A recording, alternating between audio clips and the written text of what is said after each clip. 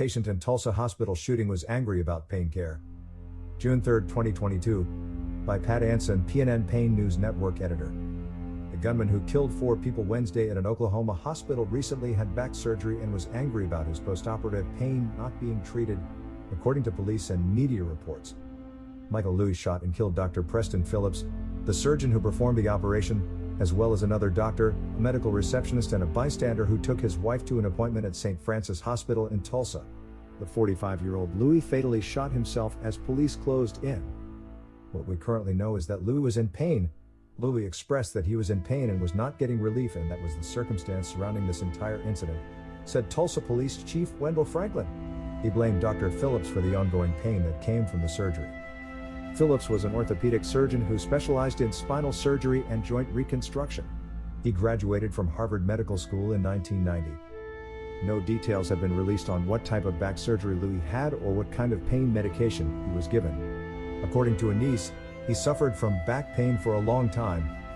We are aware that he has been experiencing back pain for a long time, but there is no reason for this senseless act, the niece told the Daily Beast. We are a Christian-based family. We have never experienced this before. Police say Phillips operated on Louis on May 19th. Louis was released from the hospital on May 24th, but called several times over several days complaining of pain and wanted additional treatment, according to Franklin. Louis had an appointment with Phillips on Tuesday, the day before the shooting, but it's not clear if any further pain relief was offered to him. In the days following his surgery, Louis was living in the home of his ex-wife, Dr. Edith Lubin, a family practice physician. Her lawyer released a statement saying Lubin had no knowledge of her former husband possessing a gun or having any intent of harming anyone. Dr. Lubin is praying for the families of all those affected. She acknowledges everyone's concerns and understanding what happened, but she is at a loss for an explanation, other than the effect of continuing pain to Mr. Louis during his recovery, the lawyer said in a statement to a KJRH-TV reporter.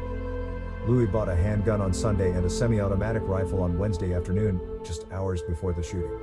Both weapons were legally purchased, according to police. Franklin said a letter found on Louis after the shooting made it clear that he came in with the intent of killing Dr. Phillips and anyone who got in his way. Asked whether opioids were involved in Louis' treatment, Franklin said investigators have only established that he was in pain and that other details about his care were still being investigated, according to the Washington Post. Just a matter of time. In recent years, many U.S. hospitals have stopped or reduced the use of opioids after surgery, fearing patients may become addicted. Non-opioid analgesics and over-the-counter pain relievers such as Tylenol are increasingly being used to treat post-operative pain. Out of all the hospital systems in Oklahoma, I have heard the most about the horrible pain treatment at St. Francis, said Tamara Lynn Stewart, an Oklahoma patient advocate and policy director for the P3 Political Action Alliance. I know so many who have had surgery there and receive Tylenol only, or who see doctors there that claim they aren't allowed to prescribe. Opioid addiction is actually rare after surgery. Studies have found that less than 1% of patients are still taking opioids a year after major surgery or were later diagnosed with opioid dependence. With their pain poorly treated or left untreated, Stewart says some desperate patients in Oklahoma have threatened to kill themselves on the steps of the state capitol to make a statement. The mass shooting at the Tulsa hospital, while tragic, was not unexpected to her.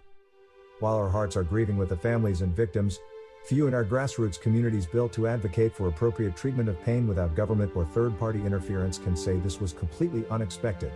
Veterans have committed suicide at VAs across the country for the same reason, Stewart told PNN.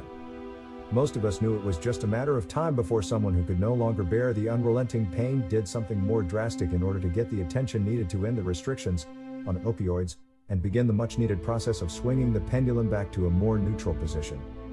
Long before Tulsa, there were other cases where people in pain resorted to drastic action.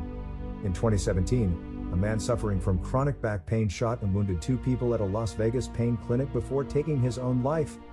That same year, an Indiana doctor was fatally shot by a man who was upset because the physician refused to prescribe opioids to his wife, who suffered from chronic pain.